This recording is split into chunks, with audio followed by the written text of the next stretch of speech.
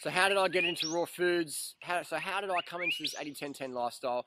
I came into it in 2001. I was sick and tired of being sick and tired. I had enough. I just had another bout of chronic fatigue. I had no real fitness. I was up and down with fitness. I was like, wanted to be fit, couldn't be fit, didn't have enough energy to train. And then get a bit better, try and train, get like lung conditions, more asthma, Crohn's disease was just up and down. I was like, all right, enough is enough. And someone mentioned vegetarian diet to me, and I was like, vegetarian diet? Okay, crazy, but I'll give it a go. I was so sick and tired of being sick and tired. I went vegetarian, felt better straight away, cut out all animal flesh foods, still eating eggs and dairy. And then a week later, I was like, hang on, eggs are periods from chickens, and milk is for baby cows. I'm not doing that anymore, ever. So I ditched them. And literally the next day, I was like, wow, I can breathe. And my stomach feels even flatter when I wake up in the morning. And wow, this is really good. This is really good.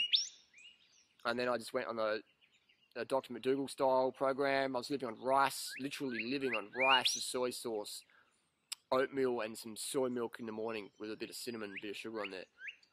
Potatoes with sauce and ketchup, things like that. And I just felt incredible.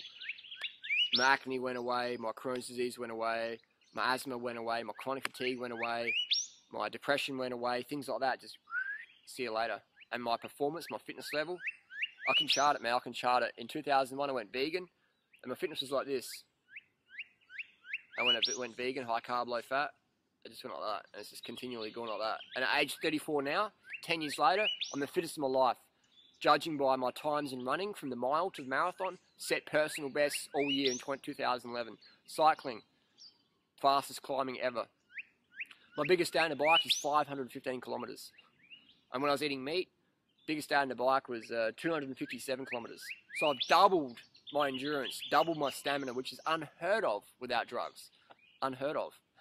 And my next goal for cycling is to crack 600 kilometers in 24 hours solo. I've already done 620 kilometers in 24 hours in a group of riders. I've done 1,243 kilometers, Paris in 51 hours 30, no support, but in a group of riders. But I've never done solo just by myself. So we'll see, 600 Ks in a day is coming up.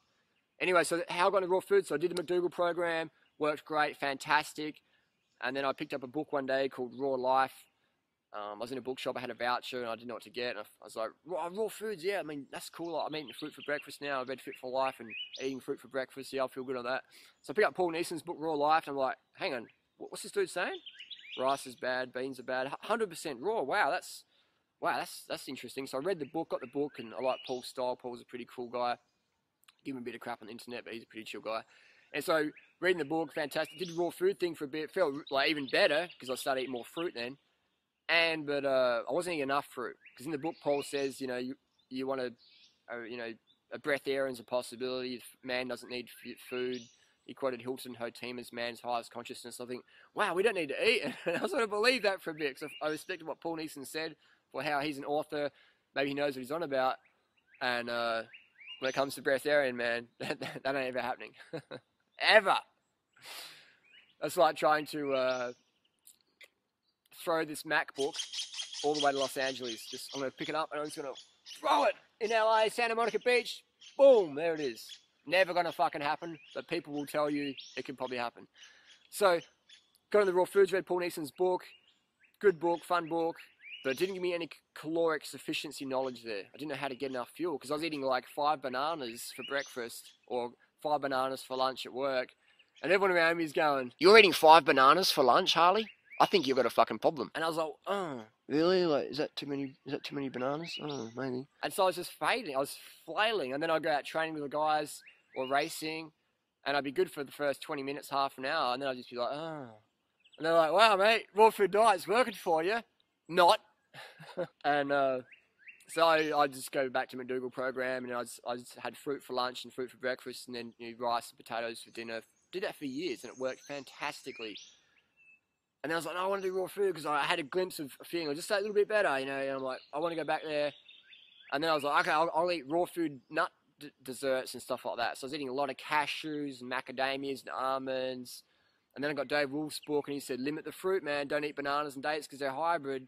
Just eat seeded watermelon and things like that, and avocados. I was eating a lot of seeded watermelon, which is hard to get calories from, almost impossible to get calories from, to be high energy. Eating avocados, and I was just like, oh my god, now I may feel even worse because I've just got no stamina. And then I was like, hang on. Then Dave Wolf started selling cacao, and I'm like, oh, cacao, I can eat that. And I was eating cacao, getting wired on cacao, then crashing the next day because cacao is so toxic.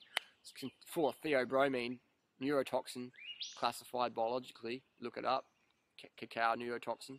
And then I was just like, what's going on here? And then I remember when I read Paul Nison's book, there's an article interview with Dr. Doug Graham.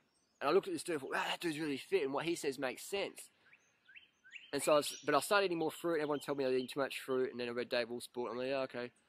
And then I started emailing Doug Graham because I still had that glimpse of feeling really well on the bananas. So I emailed Doug Graham and said, what's going on here? I felt good for a bit, and then I crashed.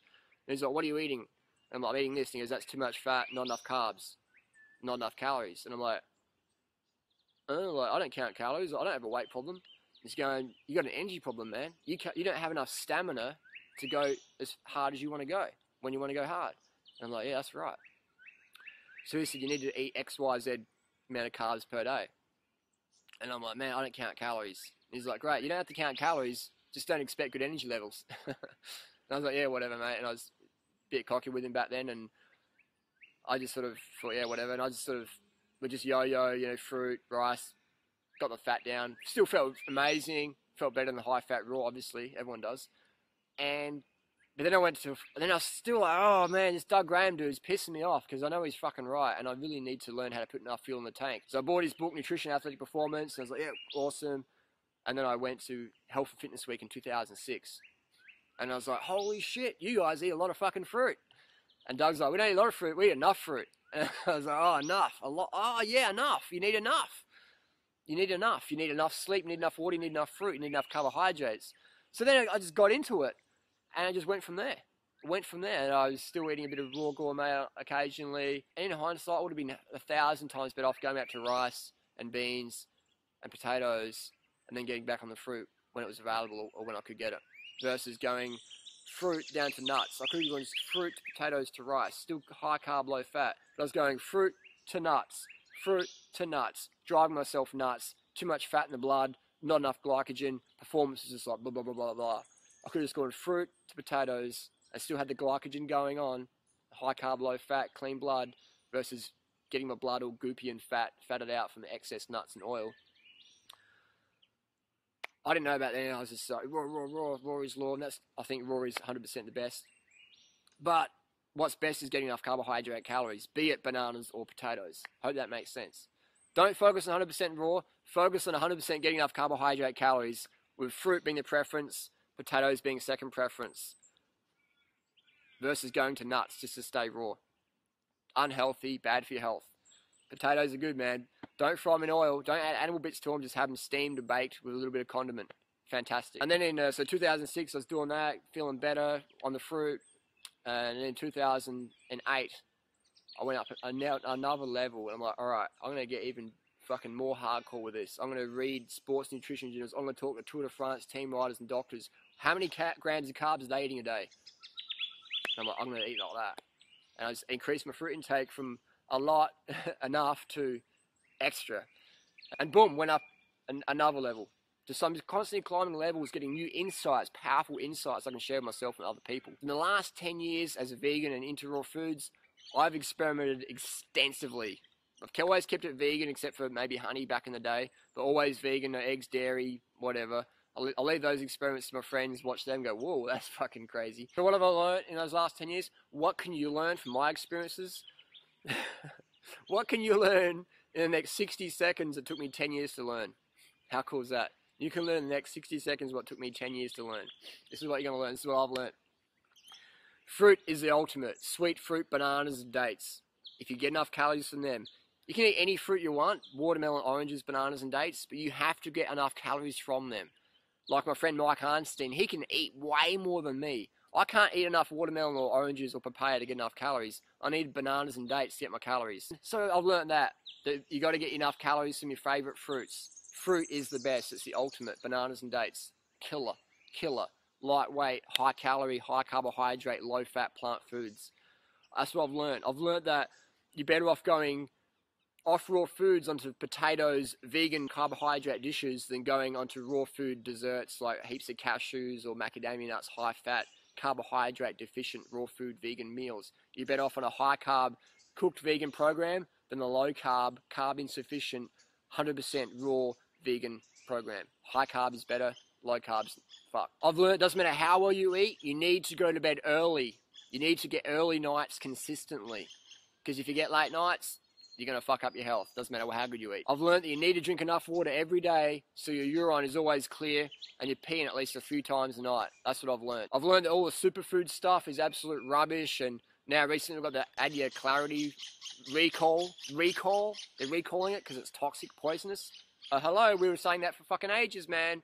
Didn't listen to the crazy fruit bats, did you? And I've learned the only supplement worth taking, regardless of your dietary choices, is perhaps vitamin B12. It's the only supplement I take, it's the only supplement I recommend, regardless of what your diet is. I give B12 injections to my raw meat-eating friends who are eating raw eggs, raw meat. They still have a B12 issue. Give me injections, levels jacked up, problem solved. B12 is the only supplement I recommend or take.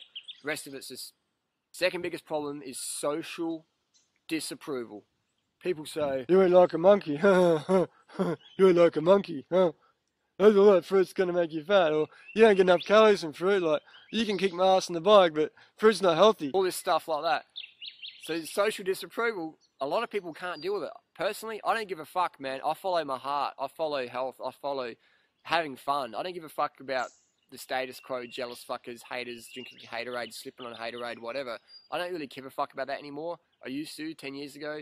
I've learned just to not take anything personally. Sometimes people change, they regret what they say to you, so don't take it personally, don't freak out. Eliminate excess drama from your life, have fun, be the example, be the change you want to see. Who we are speaks so loudly, no one can hear what we're saying. People, if Dave Wolf wants to sue you or what, don't take it personally, just keep doing what you're doing. Mean what you say what you mean. Those that mind do not matter, those that matter do not mind. And social disapproval. That's the two biggest hurdles. Situational inconvenience, can't get enough fruit. Second one, social disapproval. Just don't take it personally. So be organised. Don't take things personally. That's what I've learnt in my raw food journey. Hope that's of some help. This is a fucking video I would have paid fucking $10 million to have heard back in 2001 when I thought, okay, I want to get in the raw foods lifestyle. What do I need to know? So that's what I've learned. This is like a 10-minute video, 15-minute video. It took me 10 years to work it out. You lucky buggers. You're getting the secrets now. For free. Cool. I'm just giving stuff away, man. That's what life's about, man. Just giving and sharing, receiving and giving is one and the same. Give, receive. Just keep the flow happening. Don't hold on to anything. Don't block anything coming in. Just keep it flowing, man. Keep the flow happening. Give and receive. Pay it forward. See you on the road. Thanks for watching.